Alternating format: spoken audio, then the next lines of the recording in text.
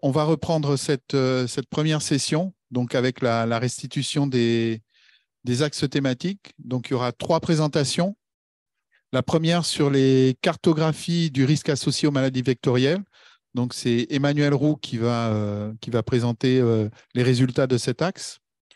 Il y a, ensuite, on va avoir la caractérisation des communautés végétales des territoires amazoniens par l'imagerie satellite multispectrale. Donc là, c'est Alexandre de Fossé qui va présenter, mais avec aussi également Jean-Baptiste Ferré qui va faire une intervention en début à distance.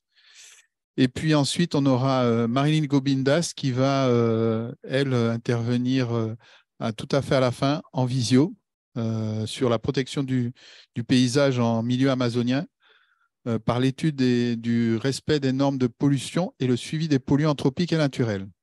Donc, je vais convier Emmanuel à venir pour présenter donc les résultats de son axe. Merci Christophe.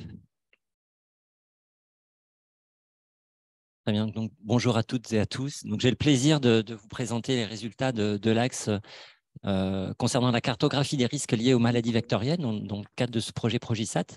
L'équipe projet était constituée de Margaret Gomes, qui est maintenant superintendante de la veille sanitaire de l'État d'Amapá et qui malheureusement n'a pas pu se joindre à nous pour ce séminaire. Donc moi-même, Emmanuel Roux de l'IRD. Et de Yi Moua, qui est ici présente et qui est postdoctorante dans le cadre du projet Progisat, donc qui a été embauchée dans le cadre du projet, et Claire Théier, qui est doctorante et qui va venir se joindre à moi tout à l'heure pour présenter une partie de cette présentation. Alors, tester, c'est bon, ça marche. Donc,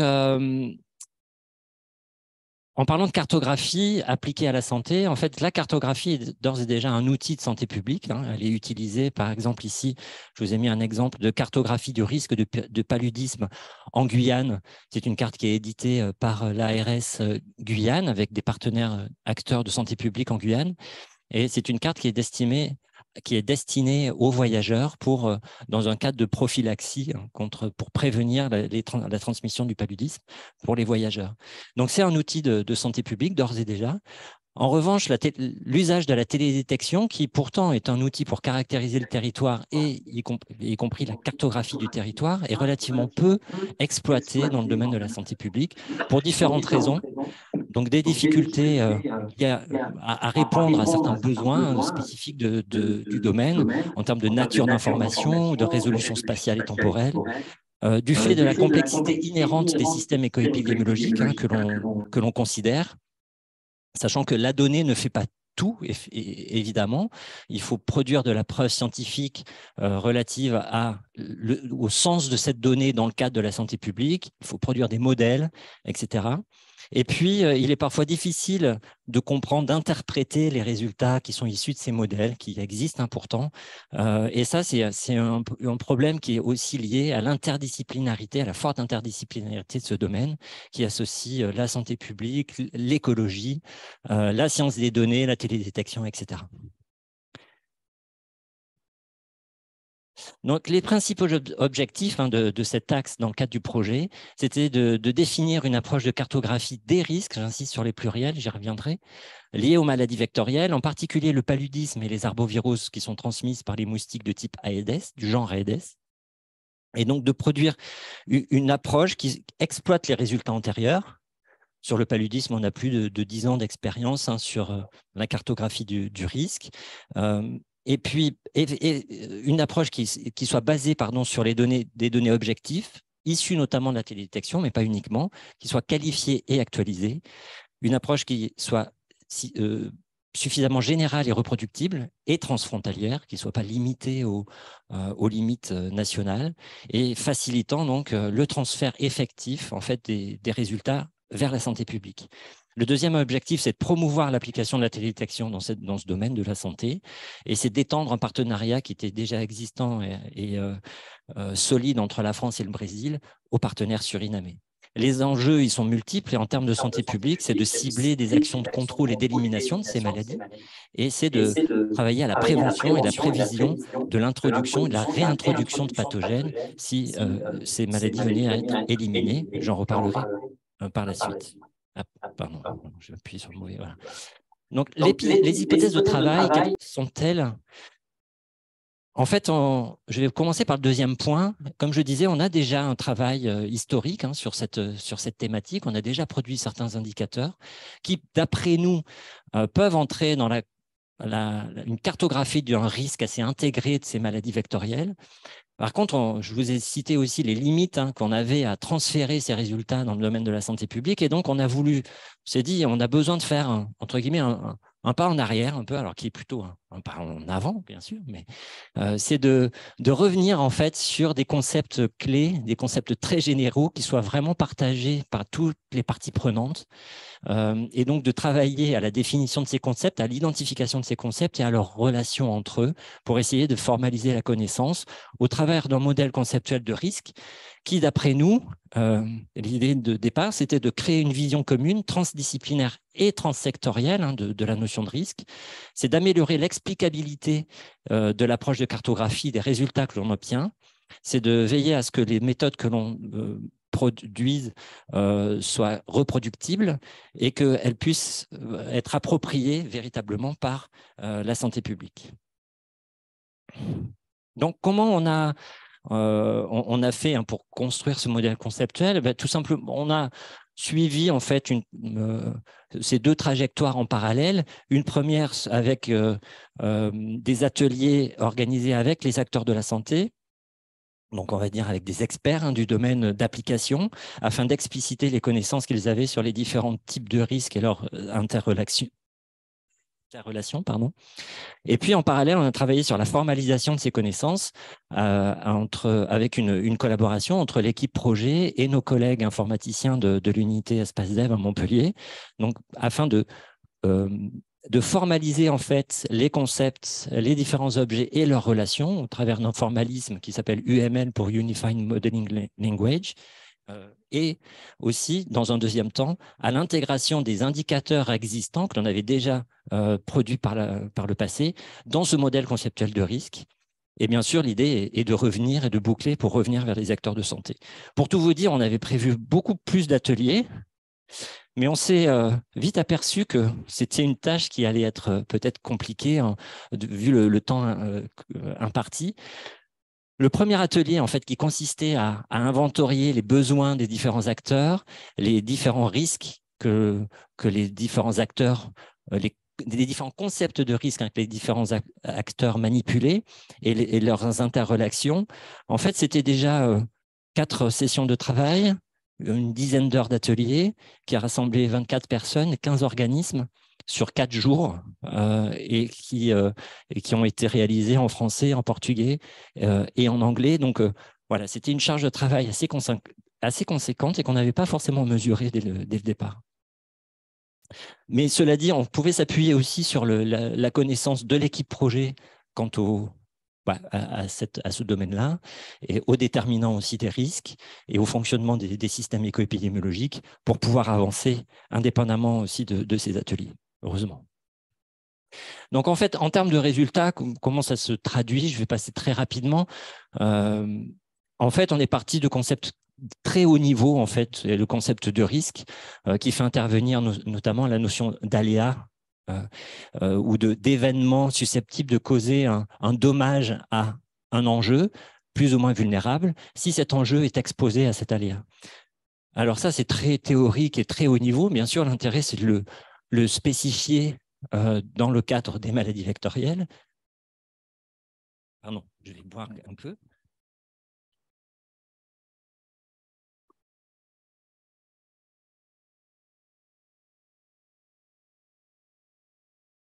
Donc, il s'agit ici de la spécification de ce risque très général à un risque de contact, de rencontre entre population humaine et vecteurs. Donc, on retrouve en fait les notions d'aléas qui en fait sont déclinées en termes d'occurrence de vecteurs. Donc, je pense que vous Malheureusement, vous ne pouvez pas tout lire, mais en termes d'occurrence de vecteurs, l'enjeu qui est en fait la population humaine et bien sûr l'exposition qui reste telle qu'elle. L'idée et l'intérêt aussi de ce type de travail, c'est de positionner les indicateurs existants par rapport à ce schéma global de connaissances pour bien identifier à quel domaine ils sont associés et pour faciliter l'explication en fait de ces indicateurs et leur complémentarité. Donc, je passerai un petit peu plus dans le détail sur ces différents indicateurs par la suite, et plus spécifiquement dans le cadre du paludisme. Alors, une petite introduction, hein, pourquoi s'intéresser au paludisme? Comme vous le savez peut-être, hein, le nombre de cas a fortement diminué depuis une dizaine d'années, que ce soit au Brésil, en Guyane française et au Suriname. Et c'est toujours très intéressant. Alors, c'est un petit peu décalé la diapositive, désolé, c'est un petit peu... ouais, ça a un peu bougé, mais c'est quand même toujours important de s'intéresser à cette maladie. Alors pourquoi? Parce qu'il y a encore des cas. Donc pour information, là très récemment, il y a des cas autochtones de paludisme à Matoury, et donc il y a des enquêtes qui sont menées pour savoir un peu voilà, d'où ça vient. Donc il y a encore des cas, c'est une maladie qui est importante, mais surtout les 3 pays qui sont le Suriname, le Brésil et la Guyane française sont engagés dans l'élimination de la maladie.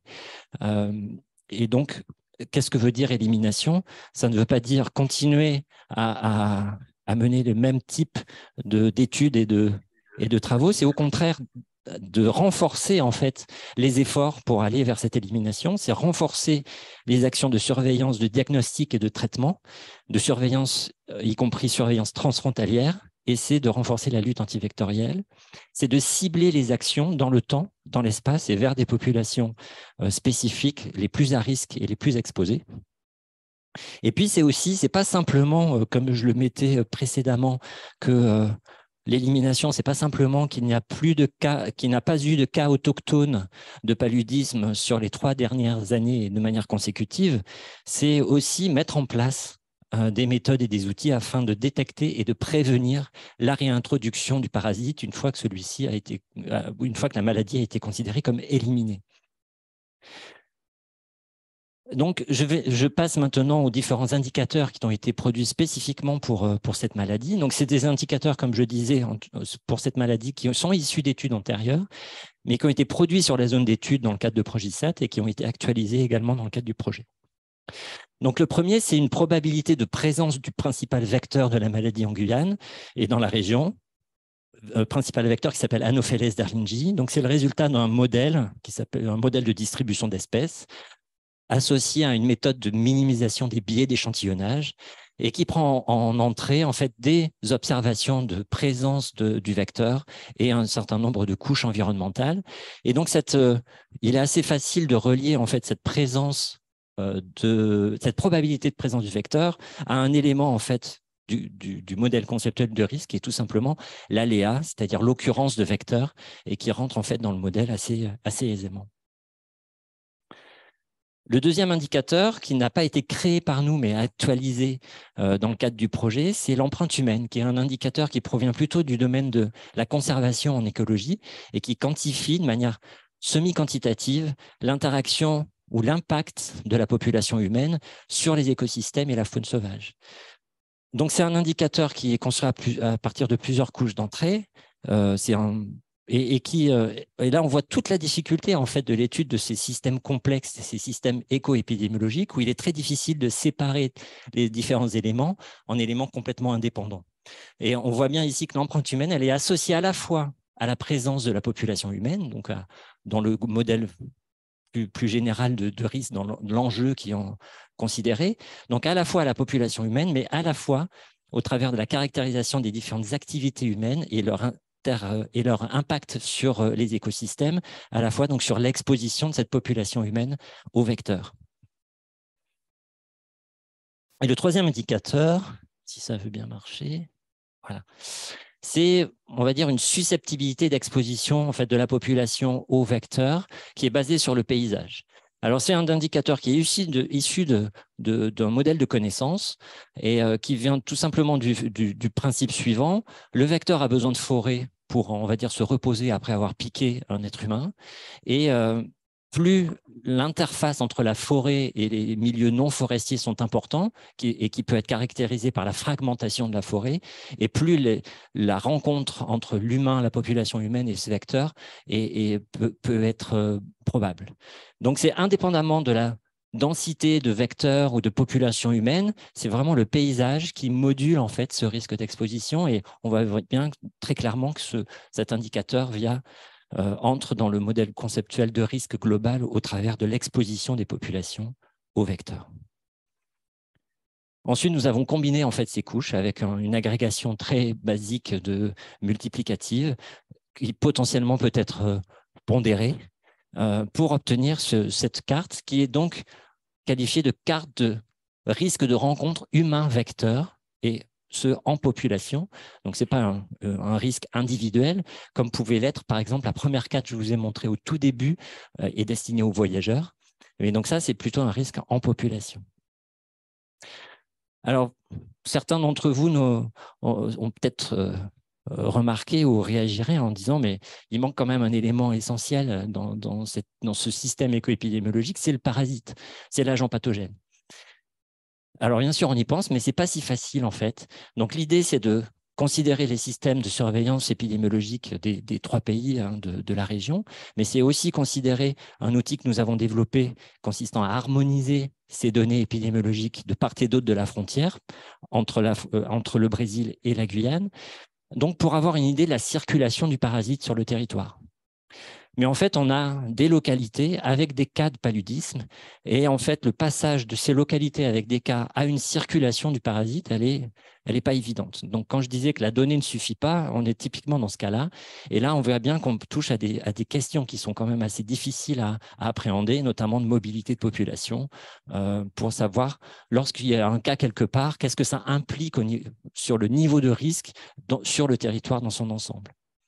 Mais ça fait partie des perspectives de travail. Et bon, pour finir, en fait, on a travaillé à un portail de visualisation de ces couches qui était plus un portail c'était plus un outil de travail en fait entre nous et de communication, mais qui est disponible et qui est accessible. Et puis, on a également travaillé, enfin, IDI surtout, a travaillé sur la formalisation des chaînes de traitement pour produire ces différents indicateurs et afin de rendre la méthode la plus reproductible possible. Je vais passer maintenant la parole à Claire, voilà, qui va vous présenter son travail de thèse.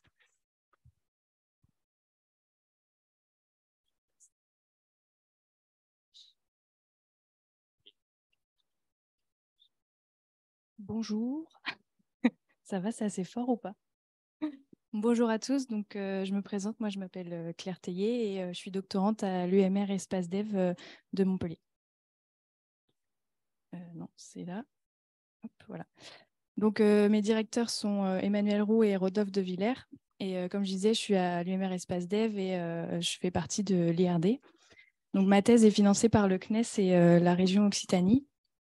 Et donc, je travaille sur l'analyse des liens entre le paysage urbain et l'exposition des moustiques à Aedes en utilisant la télédétection. Donc, je travaille sur 2 sites qui sont très contrastés. Donc, l'île de Cayenne avec des épidémies de dengue qui peuvent être régulières et le moustique du genre Aedes aegypti. Et je travaille également sur le site de Montpellier où il n'y a pas d'épidémie à proprement parler, mais il y a des cas importés et des cas importés de dengue, mais qui sont pour l'instant détectés et pour l'instant contrôlés. Et le genre du moustique, c'est Aedes albopictus. C'est ça. Donc, le principal objectif de ma thèse, c'est de développer une approche de spatialisation du risque d'exposition des populations aux moustiques, au vecteur Aedes, qui utilise la télédétection, qui utilise au mieux la télédétection, les données de télédétection, et qui ne soit pas forcément conditionné par la availability, disponibilité de données épidémiologiques et entomologiques en ayant des méthodes qui soient le plus reproductibles et génériques et qui puissent être adaptées aux besoins des acteurs. Donc, j'ai décomposé ma thèse en plusieurs grandes parties qui sont en fait les composants du risque que Emmanuel a pu parler déjà. Donc, une première partie avec tout ce qui va être variable urbaine liée à la télédétection. Une deuxième partie plutôt sur les gîtes larvaires et le moustique, donc on va dire les vecteurs. Une troisième partie plutôt sur l'exposition des populations. Et une quatrième partie qui spatialise, on va dire, les deux parties précédentes pour aller jusqu'à un indicateur d'exposition aux moustiques Aedes. Donc, une première partie, ça a été de faire une étude de bibliographie sur les facteurs environnementaux urbains en lien avec la bioécologie des moustiques Aedes et d'identifier les facteurs qui peuvent être définis par et extraits de la télédétection, et notamment des variables urbaines assez classiques dans un premier temps. Donc ici, je montre un exemple de la végétation extrait sur une image Pléiade et associé à un MNH qui permet d'avoir les hauteurs de végétation, et également des hauteurs de bâtiments avec un MNH également et la BD topo qui permet d'extraire les hauteurs de bâti. J'intègre également des données plus fines sur le paysage avec notamment des métriques paysagères. C'est les motifs qu'on identifie dans les images qui me permet en fait de caractériser les habitats urbains à travers l'utilisation d'images satellites en entrée. Donc toutes ces variables traduisent en fait les facteurs environnementaux qui ont un lien avec les moustiques Aedes. Donc, dans une seconde partie, l'idée, c'est de modéliser dans un premier temps les gîtes larvaires potentiels et par la suite la densité de moustiques. Donc, j'intègre d'abord mes variables urbaines identifiées avec des données de gîtes larvaires qui m'ont été fournies par la collectivité territoriale de Guyane et la LAV dans des modèles, et en fait on se pose des questions sur quels modèles peuvent permettre de prédire d'une part la présence-absence de gîtes larvaires, mais aussi le nombre de gîtes larvaires, qui est en fuite ensuite une entrée d'un modèle plus connu, on va dire Arbocarto, qui est un modèle mécaniste pour prédire la densité de moustiques. Est-ce que quelqu'un peut enlever le... Il y a un truc supprimé de l'iPhone. Merci. Donc, mes premiers résultats ont été faits en fait avec les données dont je parlais de la collectivité territoriale de Guyane pour les gîtes larvaires. Et on a utilisé un GLM, donc un Generalized Linear Model, pour prédire, à partir des données urbaines que j'ai citées précédemment, pour essayer de prédire le nombre de gîtes larvaires sur la zone. Donc, pour l'instant, les résultats sont insuffisants pour faire des bonnes prédictions. Mais on arrive quand même à spatialiser les résultats et on arrive à ce genre de cartes pour essayer d'identifier des zones plus ou moins à risque. Et pour l'instant, la corrélation entre les gîtes larvaires prédits et les gîtes observés reste très faible. Donc, l'idée, c'est notamment d'améliorer les modèles. Et en fait, on s'est rendu compte que c'est peut-être une relation qui est non linéaire entre les gîtes observés et les gîtes prédits. Donc, l'idée, ça serait de tester d'autres modèles et notamment d'améliorer aussi les variables en entrée et d'aller plus loin avec notamment l'utilisation de séries temporelles Sentinelle-2 pour avoir des informations temporelles de NDVI, de NDWI qui peuvent apporter quelque chose dans la prédiction. Pour la troisième partie sur la population, l'exposition des populations, j'ai commencé à travailler avec un stagiaire sur comment intégrer justement l'exposition des populations et notamment à travers l'utilisation d'images satellites et notamment de données d'OpenStreetMap. Et on a commencé à essayer de créer des classes socio-économiques à partir de notamment ici la population de density avec le GHSL et les routes et les bâtiments issus de OSM, pour créer des classes socio-économiques avec une classification hiérarchique pour essayer d'avoir un indicateur sur l'exposition des populations.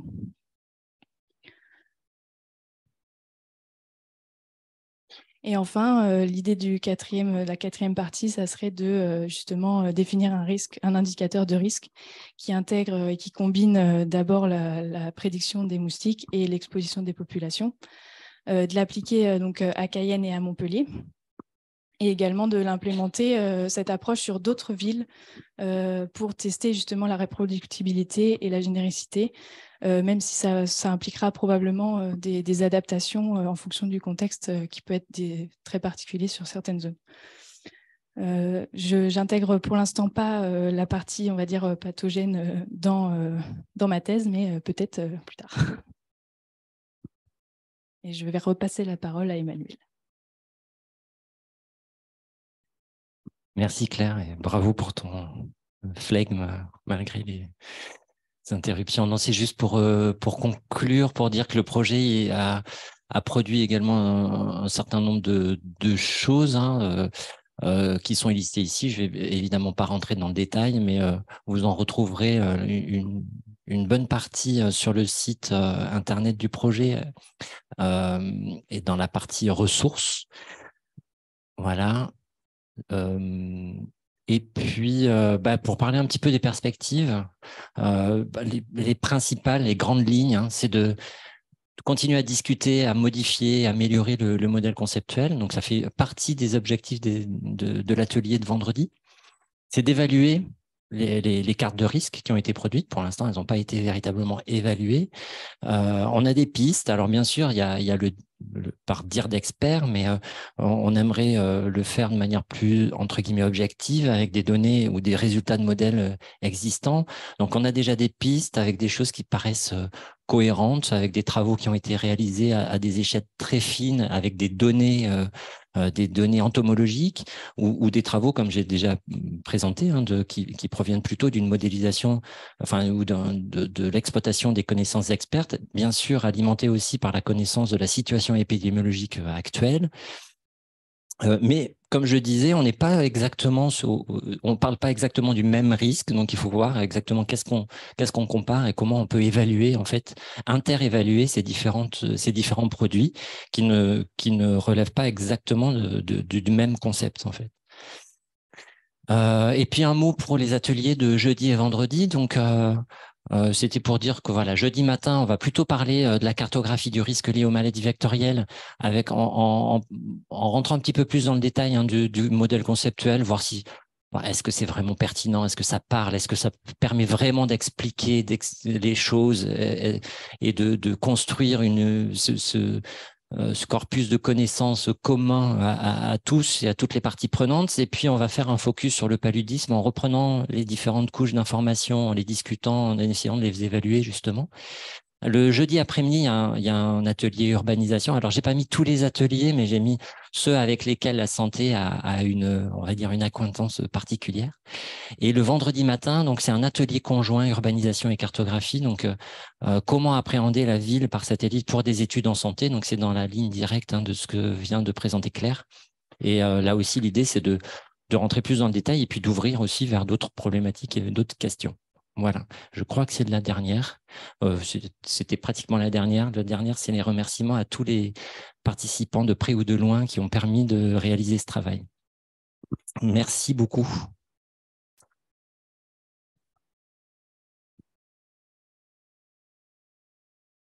Je ne sais pas s'il y a du temps pour des questions ou si on a... Donc, n'hésitez pas à poser des questions si vous en avez. Oui. On a utilisé un logiciel qui s'appelle Talend, mais à la limite, on aurait pu le faire avec d'autres outils, mais voilà, c'est le principe général qui était surtout important. Donc, il permet pour les non-connaisseurs de faire de l'intégration de données multisources et justement de transformer les données pour pouvoir les charger dans un modèle de données unique et harmonisé à la suite de ces transformations. Oui.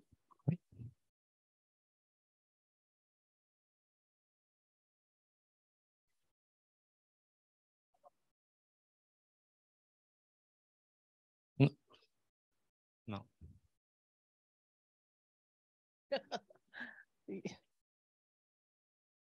Yes, thank you. Thank you for your presentation. I wanted to know what sources you use to use the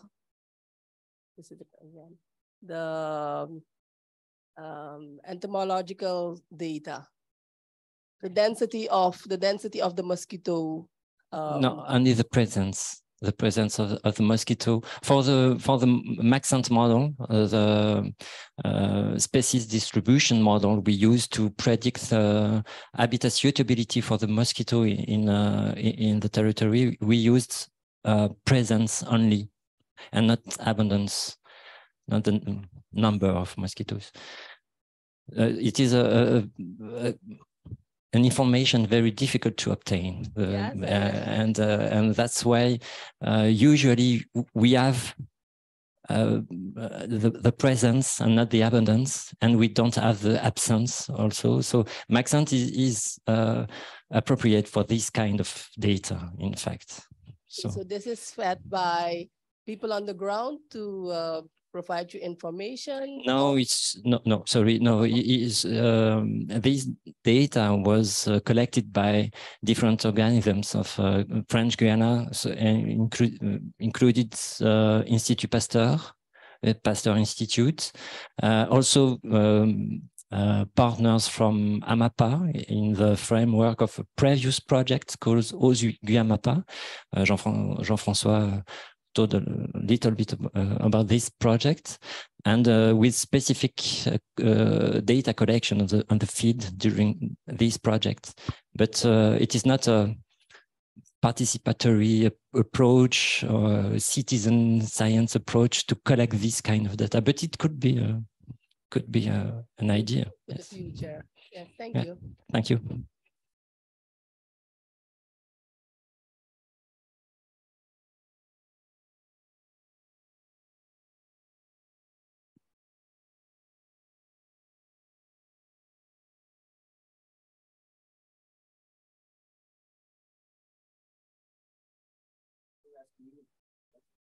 Yes, okay. Now, okay. Good afternoon. I will ask in English, okay? Okay.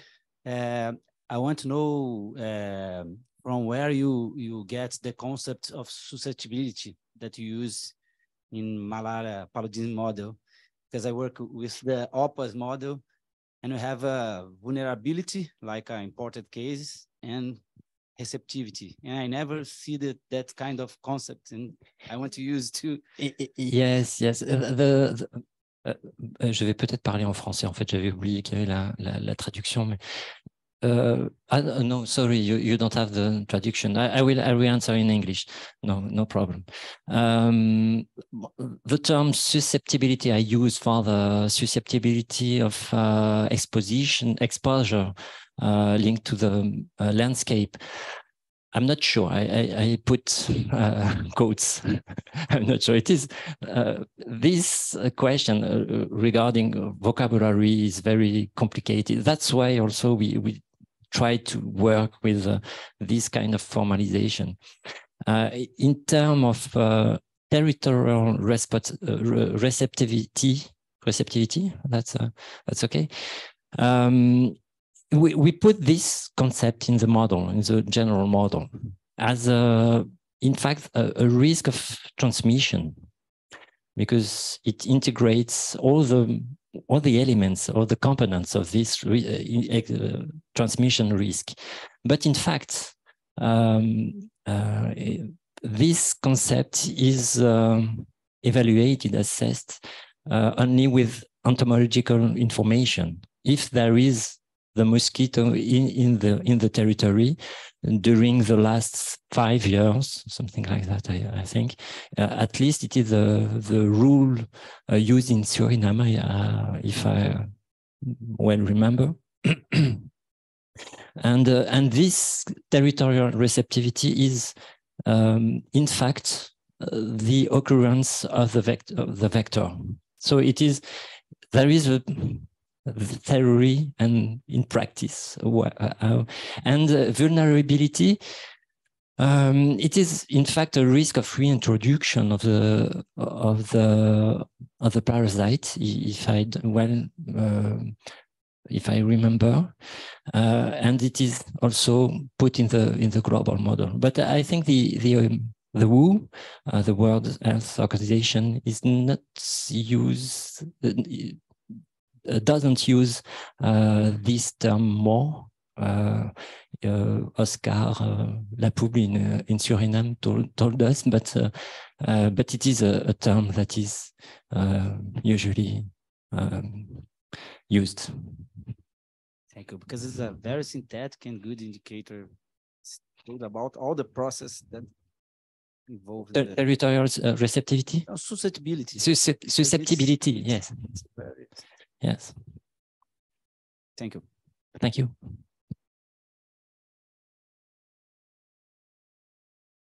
Bon.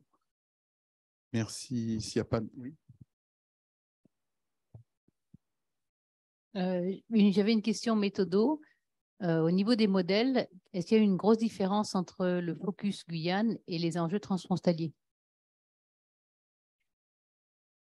Alors, en termes de... méthodologique de développement du modèle. La question, en fait, la difficulté, elle se situe déjà dans la disponibilité de l'information de base. En fait, j'ai pas insisté, mais en tout cas sur le paludisme, c'est pas vrai pour les arboviroses où Claire a clairement parlé d'imagerie satellitaire. Et en fait, pour le paludisme, on entraîne nos modèles, qu'ils soient de connaissances ou maxint, enfin statistiques. On a déjà des produits d'assez haut niveau, avec une forte valeur ajoutée par rapport à l'imagerie. Et du coup, la disponibilité de ces couches d'entrée pour faire tourner nos modèles, elle est déjà pas évidente en fait sur l'ensemble du territoire. C'est pour ça que bon, vous avez dû voir que le Suriname était pas ou peu couvert par l'ensemble des indicateurs, que par certains. Et donc ça, c'est une grosse question. C'est essentiellement celle-ci. Après, sur le fait d'appliquer la méthodologie générale, il n'y a pas véritablement d'enjeu de frontières dans cette question-là. Enfin, si ce n'est, si, quand même, mais c'est ce que j'ai parlé, dans l'harmonisation de certaines données qui ne sont pas produites par l'imagerie, parce que quand même, les couches d'entrée dont je parlais, au départ, il y a quand même souvent de l'imagerie. Mais en ce qui concerne les données épidémiologiques, il y a un gros travail d'harmonisation, effectivement, de ces données à réaliser. Et là, la frontière, bien sûr, est importante, quoi. Merci.